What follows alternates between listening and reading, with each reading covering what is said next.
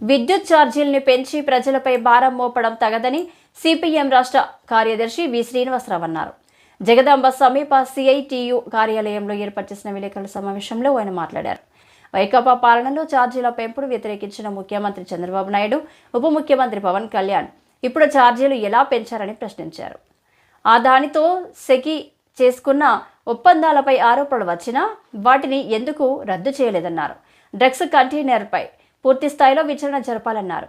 జిల్లా నాయకులు లోకనాథం జగ్గునాయుడు పాల్గొన్నారు. 500-600 బిల్లు వస్తుంది.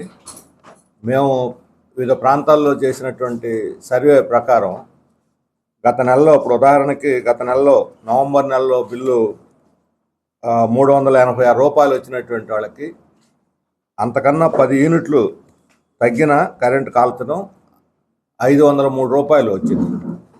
ఈ బిల్లుల్లో దాదాపు 40% వచ్చినటువంటి బిల్లులో 503లో 40% ట్రూ అప్ ఛార్జీ, పిఎల్ అడ్జస్ట్మెంట్ ఛార్జీ, సర్ఛార్జీ, ఎలక్ట్రిసిటీ డ్యూటీ, 4 రకాలైన అసలు పోయి ఏదంటారు కొసరు ఎక్కువైంది. ఇప్పుడు అసలు బిల్లు కన్నా కొసరు బిల్లు ఎక్కువ అవుతుంది.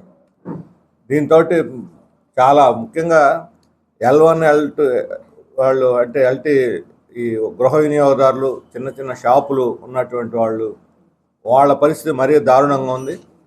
ఒక చిన్న షాపు వాళ్ళకి ఇంత పోయిన నెలలో 600 రూపాయలు, 600 చిల్లర, 10-12 చిల్లర బిల్లు వస్తే ఈ నెలలో 1190 రూపాయలు బిల్లు వచ్చింది. అంటే దాదాపు రెట్టింపు. అంటే 30% నుంచి 80% దాకా ఈ పెరుగుదల ఉన్నది. ఒక్కొక్క ఈస్టర్న్లో, సెంట్రల్, సదరన్ 3 వీటిల్లో కొద్ది తేడాలు ఉన్నాయి. కానీ అన్నిట్లోనూ ఇదే పరిస్థితి. అందుకని ఇది ఇంతకుముందు నుంచి మేము చాలాసార్లు చెప్తూ వచ్చాం. కరెంట్ ఛార్జీలు గత ప్రభుత్వం పెంచకుండా పెండింగ్లో పెట్టింది.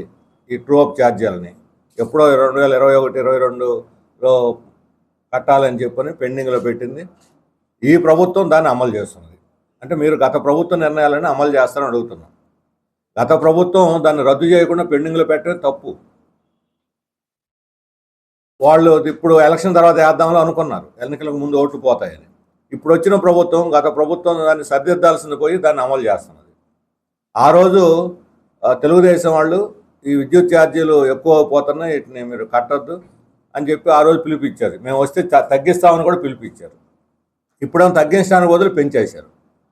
ఆ రోజు ట్రూ అప్ ఛార్జీలు వేసి జనాన్ని మాడు పగలగొట్టడానికి సిద్ధం పడి దుడ్డుకర పక్కన పెట్టారు, తర్వాత చూద్దామని వైఎస్ఆర్ పార్టీ వాళ్ళు. ఇప్పుడు వాళ్ళు ఇదేదో చాలా పెద్ద అన్యాయం జరుగుతున్నట్టు వాళ్ళు మాట్లాడుతున్నారు.